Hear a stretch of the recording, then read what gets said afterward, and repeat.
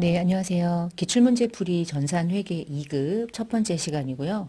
자, 이번 시간에는 기출문제 중에서 2022년도에 시험 봤던 104회 기출문제를 좀 풀어보겠습니다. 일단 몇 가지 당해년도 기간에 대한 설명도 좀 해드릴 게 있고, 기출문제를 백데이터를 복구하는 문제도 있고, 이런저런 것들을 좀 일단 같이 한번 살펴볼게요. 자, 자료실에 보시면은 기출문제는 제가 한글 파일로 올려드린 게 있을 거예요. 자, 여기 잠깐 이렇게 띄워놓고 이거 좀 볼게요. 여러분, 이게 이제 지금 2023년도 시험을 준비하는 건데 2023년도에 시험을 볼 때는 단기가 2023년도입니다. 당연한 거고요. 근데 우리가 23년도 시험을 보기 위해서 전년도 기출문제로 시험을 대비하는 거거든요. 전년도는 2022년도죠. 그런데 여러분 전년도 2022년도에 전년도 입장에서는 얘가 단기였을 거 아니에요. 그러니까 회계나 세무시험은 약간 연도에 대한 부분에 있어서 여러분이 스스로 좀 정리를 하면서 문제를 풀어야 될 게 전년도 지금 시점에는 22년도가 전년도지만 2022년도 10월에 시험 봤던 요 시점에 이 시험에 나와 있는 22년도는 전부 다 단기였다는 거예요. 그래서 지금 22년도 10월에 시험 봤던 기출문제를 함께 풀어볼 건데 이 문제에서는 22년도를 단기라고 가정하고 모든 문제를 푸셔야 돼요. 아시겠죠? 그러니까 23년도에는 23년도가 단기야. 이건 너무 당연해. 알고 있는데 23년도 시험 볼 때는 단기라는 가정하에 보기 때문에 여러분이 실무 강의를 들으실 때는 23년도를 당해년도로 하고 공부를 하신 거예요. 근데 기출문제를 풀이할 때만 22년도를 전기라고 생각하지 마시고 나는 단기야 라고 생각하시고 문제를 좀 푸셔야 된다는 거. 그거를 첫 번째 말씀을 좀 드렸습니다. 그게 이 얘기였어요. 이거. 단기를 2022년도로 보자. 23년도는 차기다. 일단 그렇게 개념을 생각하시고 시험 문제를 좀 푸시고 두 번째는 실제 기출문제는 두 가지 형태로 출제되죠. 이론형과 실무편. 이론형은 15문제 객관식이죠. 2점씩 30점. 실무는 70점인데 각각의 입력하는 패턴이 정해져 있고요. 자, 우리 강의는요. 104회 기출문제를 중심으로 문제를 풀 때 이번 시간에는 이론형 문제만 풀고 다음 시간에 이어서 이제 실무편 강의를 같이 이렇게 해서 한 회차의 기출문제를 둘로 나누어서 문제풀이를 하겠습니다. 이걸 다 하게 되면 시간이 뭐 1시간이 넘지는 않을 건데 좀 길어져서 이론과 실무를 나눠서 강좌로 진행을 할 거라 지금 이번 시간에는 기출문제 풀이 중 이론 문제고요. 104회 기출문제를 중심으로 이제 풀어보겠습니다. 자, 그러면 이제 문제지를 조금 볼게요.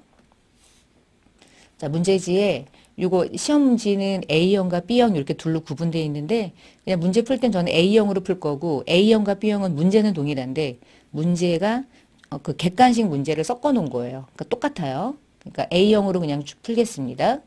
전산회계 2급 시험은 대체적으로 요 시간대에 보고 있고요.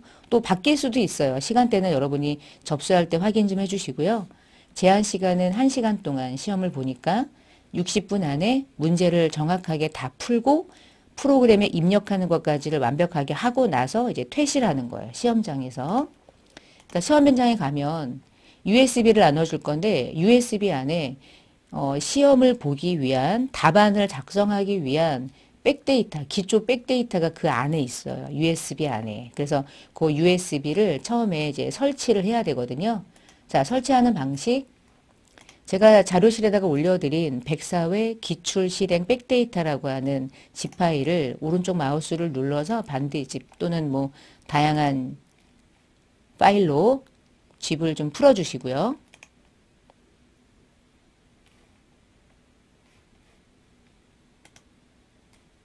어디 갔어?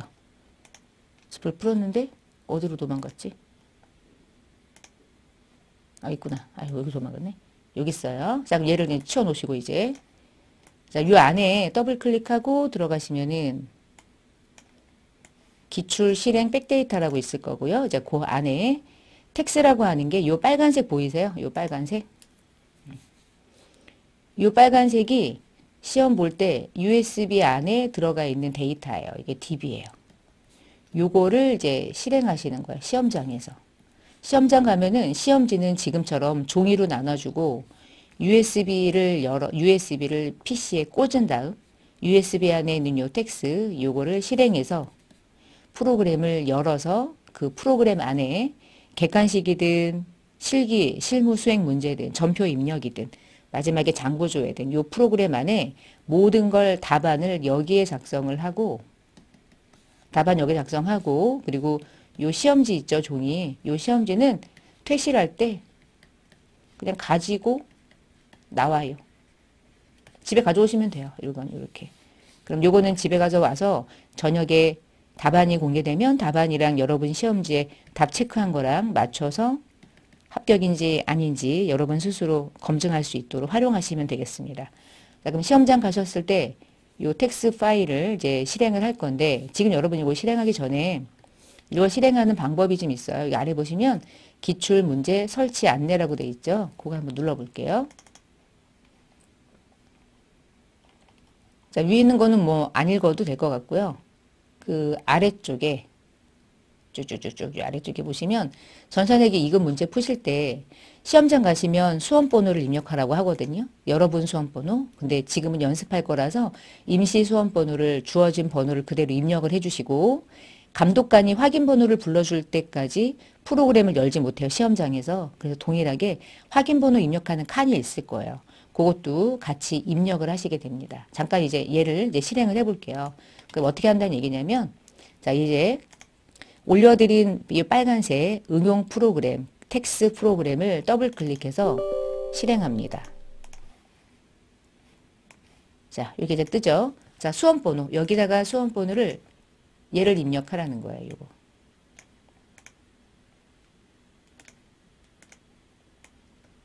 요 번호를 입력하라는 거야. 그래서 22111112 이런 식으로.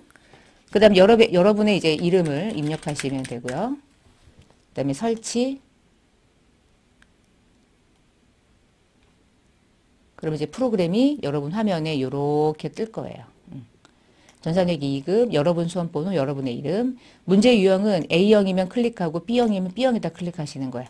클릭하시면 되고 네, 시험장 갔었을 때는 여러분의 시험지에 있는 수험번호를 입력하시는 거예요.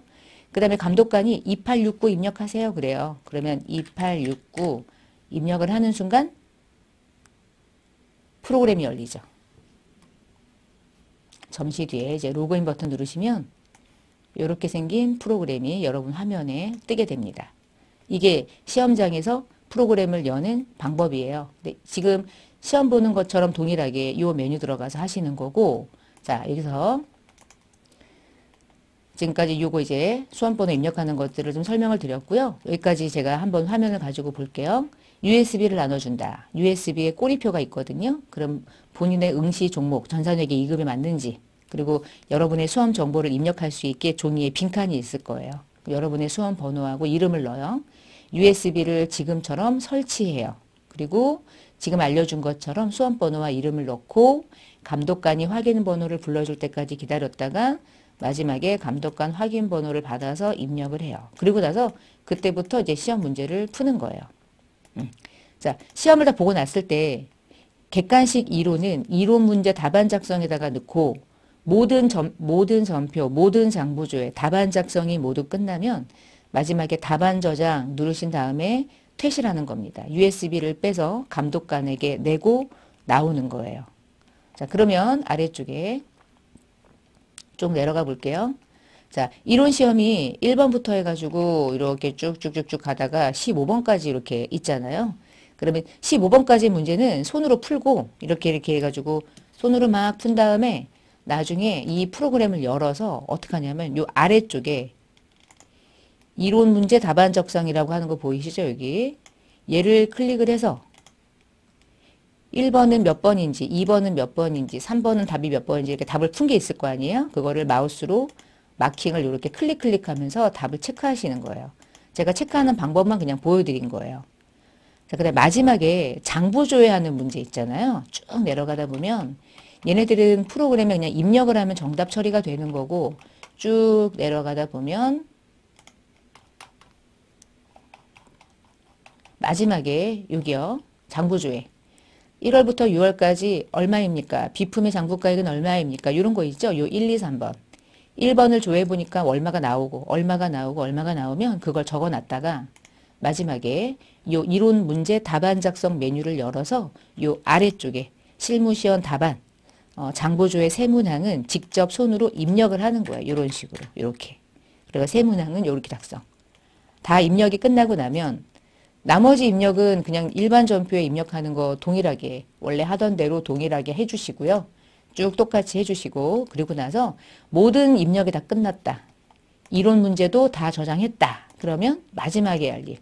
답안 저장 USB로 저장이라는 메뉴 보이시죠? 요거 얘를 마지막에 저장하고 그리고 나서 최종 프로그램을 종료한 상태에서 USB를 감독관에게 제출하는 겁니다. 이게 이제 기출 문제가 시험장에 갔을 때 여러분이 하는 방식이에요. 자, 됐어요. 이렇게 해서 실제 이렇게 이제 프로그램을 활용해요. 자, 그러면 이번 시간에 제가 객관식 이론형 15문제를 푼다 그랬는데 제가 이 문제를 풀면 여러분 이거는 우리가 사실은 프로그램 들어가서 하는 게 아니잖아요. 머리로 문제를 푸는 거잖아요. 근데 가끔씩 이 문제 중에 예를 들면 15번 같이 자산에 속하는 계정 과목이 아닌 것 이렇게 나오잖아. 그러면 계정 과목이 좀 헷갈린다. 나 이거 헷갈려. 그럴 때는 이 프로그램에 계정 과목 및 적요 등록을 눌러서 한 개씩 조회해 보는 거예요. 여기서 컨트롤 F를 해가지고요. 임대 보증금이 어디에 있더라 이렇게 보는 거예요. 여러분 임대보증금 조회하니까 어디 밑에 붙어 있어요? 비유동 부채 밑에 붙어 있죠? 그 얘기는 자산이 아니란 얘기잖아요. 임차보증금이었으면 자산인데 임대보증금은 부채죠. 그러면 답을 객관식 문제라고 해서 내가 머리로만 푸냐 프로그램을 활용할 수 있냐 그러면 프로그램을 활용하는 것도 가능한 일인 거죠. 그러니까 제가 이제 말씀드리고 싶은 게 뭐냐면 우리가 프로그램을 활용해 가지고 시험을 보는 거기 때문에 객관식 문제를 풀 때도 프로그램에서 뭔가 조회해서 답을 찾을 수가 있는 게 있다면 충분히 그 메뉴를 활용하시라고 제가 이렇게 화면을 좀 보여드린 거예요. 자, 그럼 여기까지 이제 객관적인 설명을 좀 드렸고요. 지금부터 이론형 문제를 풀고 자, 제가 말씀드린 것처럼 입력하는 방식은 별거 아니다. 답이 다 체크가 됐다. 그러면 마지막에 이론 문제 답안 작성 버튼 열어서 1번부터 15번까지 답을 마킹하시면 되겠고요. 자, 장부조회 문제는 여기다가 금액을 넣으면 끝나는 일입니다. 자, 그렇게 작업을 좀 해주시고 자, 지금부터는 이제 객관식 문제를 중심으로 풀어보고 이번 시간 마무리하고 다음 시간에 실기 프로그램 입력하는 연습을 해볼게요. 자, 첫 번째부터 해볼게요. 네, 그럼 1번 문제 보겠습니다. 1번 다음 중에서 혼합거래에 속하는 것. 우리가 거래를 말할 때 일반적으로 교환거래냐 손익거래냐 혼합거래냐를 종종 물어보거든요. 1번에 예를 들어서 보험료 4만 원을 현금으로 냈대요. 그러면 차변에 보험료라는 비용이 잡히고 대변에 현금이 나가죠. 그러니까 손익계산서에 영향을 미치는 거래가 일어났죠. 이런 거는 손익거래. 비품을 구입하고 카드를 결제했대. 비품이 들어오고 미지급이면 자산의 증가, 부채의 감소니까 이 경우는 손익이 아니라 그냥 재무상태표 계정끼리 움직이는 교환거래로 구분하는 거예요. 이 부분은. 세 번째, 현금을 출자해서 영업을 개시했대요. 현금이 증가됐고 자본금이 생겼죠. 자본의 증가, 자산의 증가. 이 경우도 손익이 아니라 둘 다 재무상태표한 영향을 미치는 교환거래인데 단기대여금 100만 원과 이자를 현금으로 받았대요. 그러면 이자와 단기대여금을 포함한 102만 원이 들어왔는데 대변에 단기대여금 빌려주었던 거 원금 회수했고 빌려주고 벌어들인 이자도 같이 들어왔죠. 그럼 이 거래는 자산의 증가와 함께 자산의 감소도 일어나니까 교환도 있고 이자 수익이라는 손익거래도 있으니까 손익거래도 있잖아요. 동시에 교환거래와 손익거래라 동시에 있는 이러한 거래를 우리가 혼합거래라고 부르죠. 답은 4번. 사실 뭐 혼합거래냐 교환거래냐가 뭐 일반적으로 실무적으로 중요하진 않은데 시험이다 보니까 이런 형식을 문제로 종종 내는 편인 것 같아요. 두 번째, 거래 결합 관계에서 동시에 나타날 수 없는 것. 비용이 차변이면 자산이 감소되죠. 자산이 증가되면 부채가 증가되는 경우도 대차 원리상 맞죠. 자본의 증가와 부채의 증가. 자본의 증가는 대변이고 부채의 증가도 대변인데 차변이 없는 상태로 대변끼리 움직이는 거래는 있을 수 없죠. 자산의 증가 차변, 수익의 발생은 대변. 일어날 수 있는 일이죠. 그러니까 거래 결합 관계는 자산의 증가, 자산의 감소, 부채의 증가, 부채의 감소, 자본의 증가, 자본의 감소, 수익의 발생, 비용의 발생. 이렇게 일어날 수 있고 이렇게 일어날 수 있는데 이렇게까지는 일어날 수 없. 이거 어떻게 일어나? 이런 일이 있어? 부채가 증가하는데 자본도 증가해? 이런 일은 없죠. 답은 3번이죠. 동시에 일어날 수 없는 것. 세 번째, 기업 결산일 현재 경영성과를 나타내는 계정 과목에 해당하는 것. 부채, 비용, 자산, 부채 이 중에 손익계산서에 영향을 미치는 계정 과목은 유일하게 예저, 비용. 비용은 판관비로 가니 영업이랑 관계가 없는 비용으로 가니 이런 것도 중요한데 이 비용은 영업이랑 관계없는 비용. 2번이죠. 기부금은 손익계산서로 가는 거니까 경영성과하고 밀접하잖아요. 자, 그 다음에 네 번째. 재무상태표에 대한 설명으로 옳지 않은 것. 일정 시점 그러면은 재무상태표죠. 이거 재무상태표죠. 이거. 옳지 않은 건 얘는 옳고. 기초자본과 기말자본을 가지고 단기 순손익을 구할 수도 있었죠. 재무상태는 자산은 부채랑 자본을 더한 거죠.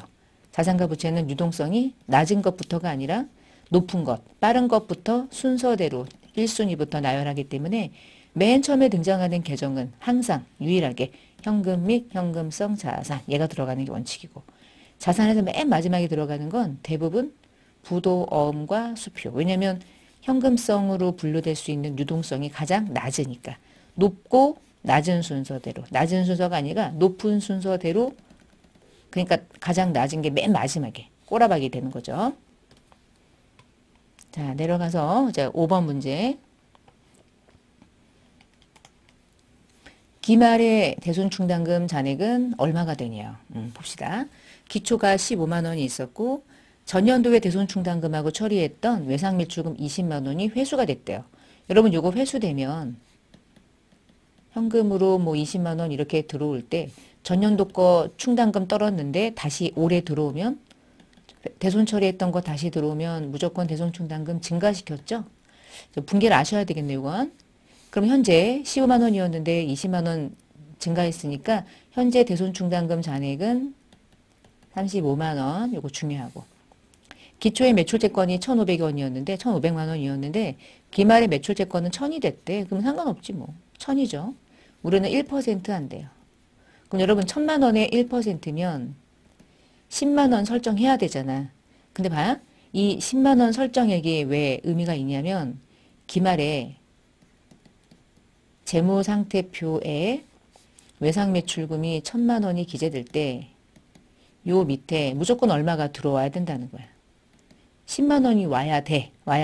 근데 10만 원을 와야 하는데 이미 충당금이 35만 원이나 있어. 그래서 이거 25만 원만큼 충당금 25만 원 죽이고 대손 충당금 환입해서 25만 원을 잡았죠. 근데 왜 이런 식의 분계를 한 거예요? 35만 원이나 있네. 그럼 25만 원을 죽여야지. 그래서 얼마 남기려고? 10만 원 남기려고. 대손 충당금 잔액은 얼마를 남겨야 되니까? 1,000만 원의 1%인 10만 원만 남겨야 되니까. 이게 뭘까요? 이게 대손 충당금 보충하는 금액은 아니고요. 이거는 대손 충당금 기말에 남기고자 하는 최종 잔액인 거죠. 지금 질문한 게 뭐냐면 기말 연재 대손 충당금 잔액이 얼마니? 계산 안 해도 돼. 이거야 이거. 10만 원. 만약에 기말에 대손 충당금 보충해서 설정할 때 얼마를 분계하나요? 그러면은 25만 원 분계하는 거죠. 이렇게. 왜냐면 잔액이 많았으니까. 근데 잔액이 얼마가 있느냐에 따라서 이렇게 기말에 분계를 하는 이유는 결국 10만 원 만들어서 장부에다가 10만 원만 딱 잔액으로 남기려고. 그러면 제가 지금 이것저것 다 했는데 지워볼게요. 싹 지우고. 딱 보자마자 질문이 이거였어. 기말 현재 대손충당금은 잔액이 얼마니? 뭐하러 봐? 천만 원에 1%면 10만 원만 잔액으로 남기는 게 목적이죠? 그럼 답은 10이죠. 왜 이렇게 빨리 못 풀었을까요? 기말연재 대손충당금 잔액을 이해만 할 수 있다면 이 과정은 필요 없잖아. 얼마를 분개했는지를 물어보는 게 아니니까. 그냥 이 금액의 1%만 잔액으로 남겨야 돼. 근데 왜 분개가 지저분해? 충당금 잔액이 1년에 왔다 갔다 하니까. 그리고 잔액이 달라지니까. 분개하는 금액이 달라지니까 이 얘기죠. 그러니까 여러분 사실은 얘가 뭘 물어보는지를 알면 바로 그래가지고 1초도 안 돼가지고 10끝 이렇게 되는 거야. 보충액을 물어본 게 아니니까 사실은 복잡한 문제는 아니었던 거예요. 자, 또 갑시다. 6번. 재고자산에 대한 설명 중에서 틀린 것. 취득원가는 매입액뿐만이 아니라 부대비용 포함한다. 너무 중요하죠. 선입은 먼저 구매한 게 먼저 판매된다. 맞고 후입은 나중에 매입한 게 매출원가. 나중에 매입한 게는 맞는데 나중에 매입한 게 나중에 팔려? 먼저 파는 게 후입 선이죠. 선. 얘 틀렸죠. 6번 3번. 개별법은 그때그때 매입 단가를 개별적으로 파악한다. 복잡하긴 한데 가장 정확하죠. 근데 수박이나 이런 것들을 개별법으로 쓸 수가 없죠. 어떻게 해요? 수박이나 이런 뭐 얼마 되지도 않는 것들을 누가 개별법으로 씁니까? 퉁치죠. 그쵸? 자, 7번. 이건 좀 올려야겠다. 이것저것 볼 게 많을 것 같은데. 자, 7번. 당해년도에 기말 재고액이 1,000원만큼 과대 계상이 됐대. 뭐야? 그러면 정상적으로 실제로 마감해야 되는 돈보다 1,000원만큼 많이 잡혔어. 실수했어. 이 얘기죠. 이 오류가 어떤 영향을 미치는지 옳지 않은 것을 골라보라는데 여러분 기말 재고가 왜 회계에서 중요하냐면 상품이겠죠. 기초가 이렇게 있다고 생각해 보세요. 아무거나 이제 일단 가정을 해보는 거야. 그러면 전체가 1,000이었을 거 아니야? 얘를 여러분 장난칠 수 있을까요? 기초는 전년도 기말이니까 넘어오는 거고 그냥. 넘어오니까 넘어받는 거고. 매입은 내가 돈 주고 산 거니까 수정할 수가 없죠. 돈이 나갔든 안 나갔든 산 건 매입이니까. 그러면 1,000원은 세팅된 거예요. 이건 고정이야. 그러면 기업들이 1,000원 가지고 어떻게 가냐면 이 중에 기말이 얼마냐에 따라서 매출원가라는 비용이 달라지거든요. 그러면 매출원가는 비용이잖아요. 비용을 많이 잡고 싶으면 기말에 남기려는 자산을 적게 잡으면 되고 비용을 감소시키려면 자산을 과대 계상하면 되겠죠. 그 핵심이 기말 재고를 얼마로 잡을 것이냐 이건 거예요. 여러분 예를 들어서 요걸 이제 100원이라고 한번 느껴볼게요. 그냥 100원으로.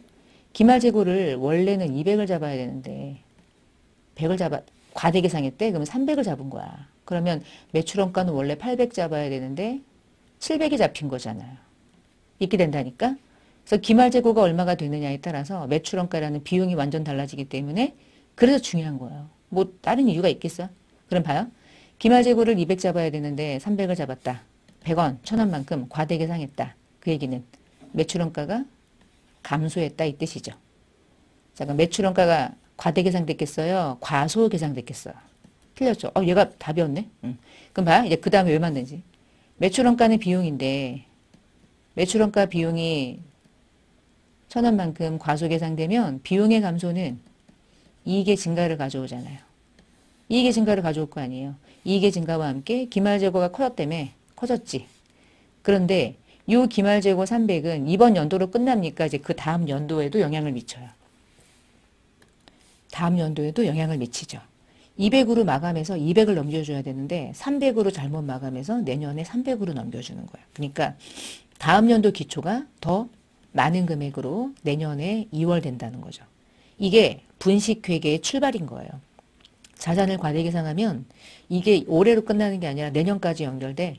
그러면 내년부터는 있지도 않은 100원이 있는 상태로 또 출발하기 때문에 또 결산 때 또 어떤 분식회계라는 방식을 통해서 자산을 과대 계상할 수 있는 방법을 계속 꼼수를 부릴 수밖에 없어요. 답은 4번이고요. 그래서 자산을 과대 계상하게 되면 자연스럽게 이익이 과대 계상돼요. 왜냐하면 자산을 과대 계상했다는 말은 이익이거든요. 비용을 적게 잡았다는 뜻이거든요. 비용 적게 잡으려고 자산 크게 잡는 거야. 맞잖아. 여러분 수익적인 지출, 자본적인 지출이 다 그런 거잖아요. 똑같은 비용인데 자본적인 지출을 처리하면 자산 잡는 거고 수익적인 지출 처리하면 비용 떠는 거잖아요. 두 개 중에 하나잖아. 그래서 이익에 영향을 미친다고요. 그래서 기업들이 여기서 장난을 많이 치는 거예요.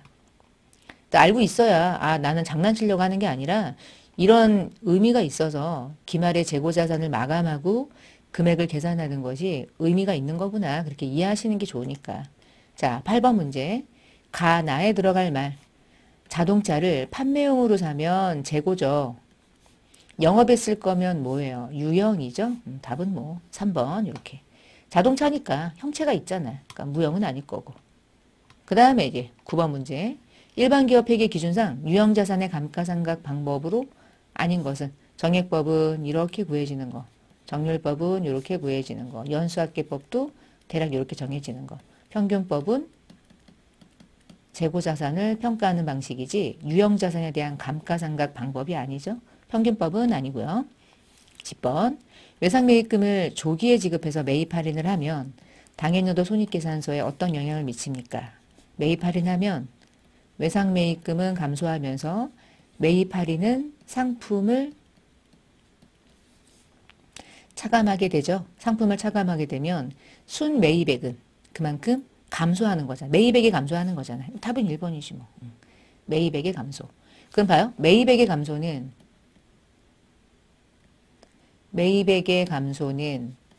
그대로 매출 원가에 영향을 미치겠죠? 그러면 원가도 감소할 거고 원가가 감소하면 이익은 과대 계상되겠죠? 그쵸? 얘는 아니었을 거고 이익이 커질 수밖에 없지 작아지지는 않아요. 답은 1번이 되겠죠. 순매입액의 감소. 그거밖에 없었어 지금. 그 다음에 11번은 조금 올려서 자 11번 결산할 때 선수이자에 대한 결산 분계를 누락했대. 선수이자라는 말이 뭘까? 여러분 이자는 미수도 있고 선수도 있다? 이자는 미수와 선수가 있어요. 그럼 봐요. 미수이자라고 말하면 미수 이자라는 거야. 이자 수익이 미수란 뜻이구나. 이 얘기고요. 선수란 얘기는 선수는 대변이잖아. 선수 이자란 얘기구나. 이자를 먼저 받았다는 얘기구나. 이자 수익을 제거해야 되는 거구나. 이자는 받을 수도 있고 줄 수도 아직 못 받은 것도 있고 미리 받았는데 먼저 받은 거일 수도 있잖아요. 그러면 이자 수익을 먼저 받았으니까 수익을 제거하고 부채로 처리한다는 뜻을 의미하는 거야. 선수이자라는 말이 암묵적으로. 그러면 요거를 누락했다. 선수이자에 대한 회계 처리를 누락했다는 건 얘를 누락했다면 부채를 잡아야 되는데 부채는 과소계상했고 부채를 누락했으니까 그리고 수익도 과대계상이 된 거죠. 그럼 수익은 과소가 틀렸죠. 수익은 오히려 과소 그러니까 차감을 해야 되는데 차감을 하지 않은 상태를 의미하는 거니까 요 분계가 누락이 된 거야. 요 분계가. 먼저 잡은 수익을 먼저 받았다고 하는 것으로 대체를 해야 되는데 부채를 누락했네. 그러니까 부채는 과소계상된 게 맞아. 그렇죠? 옳은 것이니까. 비용은 아무 상관없어. 자산? 아무 상관없죠. 수익은 과대계상했다고 맞는 설명인 거죠. 이게 선수이자라는 말이 무엇을 의미하는지를 아주 간단하게 요 네 글자의 이름으로 이자를 먼저 받은 거 근데 그것을 대체하지 않았다. 이런 생각인 거야. 요 분계가 누락됐다. 이렇게 보시면 돼요. 그 다음에 12번 문제. 자본에 대한 구성 요소를 자본거래와 손익거래로 구분했을 때 그 구분이 다른 것.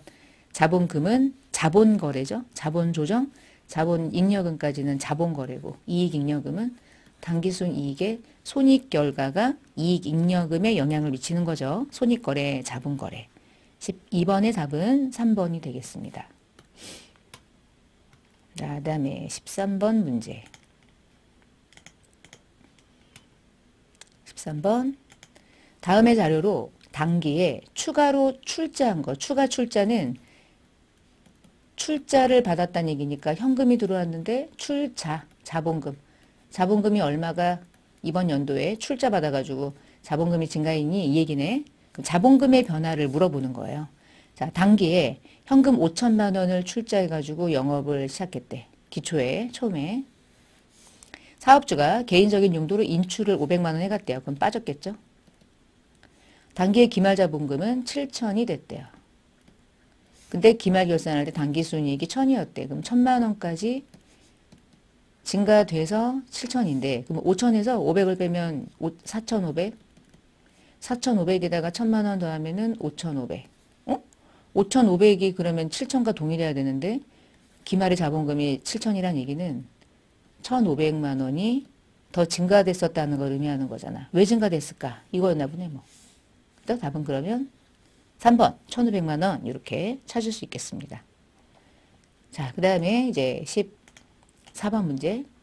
손익계산서에 영업이익에 영향을 미치는 것은 우리 영업이익은 어떻게 구하나요? 그러면은 매출액에서 매출원가를 차감하면 매출 총이익이 나왔고 거기서 판관비만을 차감해서 나오는 이익이 영업이익이죠. 그 다음에 영업이랑 관계없는 수익은 당기순이익은 결국 영향을 모두 다 미치지만 영업의 이익은 영업이익까지는 관계없는 것들이니까. 자, 그러면 이 중에 기부금은 영업의 비용이잖아. 차입금에 대한 이자 비용은 영업의 비용이죠. 광고선전은 판관비죠. 처분해가지고 손실나는 거는 영업의 비용이죠. 그러면 14번에 유일하게 판관비에 해당하는 게 답이죠. 답은 3번. 만약에 영업이익에 영향을 미치는 것 매출액 나와도 맞죠. 매출 원가 해도 맞죠. 영업이익까지는 이 모든 것들이 다 영향을 미치니까. 근데 아마도 이런 형식의 문제를 풀 때는 판관비하고 영업의 비용을 구분하는 것이 주된 목적인 거야. 그게 궁금한 거야. 문제를 내는 사람. 얘가 알고 있나? 판관비하고 영업의 비용을 구분할 수 있는가? 그걸 많이 물어보는 편이에요. 자, 15번. 아까 처음에 봤죠? 자산에 속하는 계정 과목이 아닌 것은 유형자산, 무형자산, 비유동, 부채, 단기금융상품, 당좌자산. 자, 유형자산, 무형자산, 당좌자산. 얘는 부채, 정확하게는 비유동 부채. 답은 3번이 되겠죠. 지금 여러분 이렇게 풀었잖아요. 그 푼 거를 맨 처음에 얘기했던 것처럼 이론 답안 작성 메뉴를 열어서 이제 입력하시면 되는 거예요. 실제로는. 자, 그러면 여기까지 해서 104회 기출문제 중에 이론형 객관식 15문제 같이 풀어봤습니다. 자, 그럼 다음 시간에 이제 그 다음 단계 실무편 문제 같이 한번 풀어보고 이번 시간은 마치겠습니다. 감사합니다.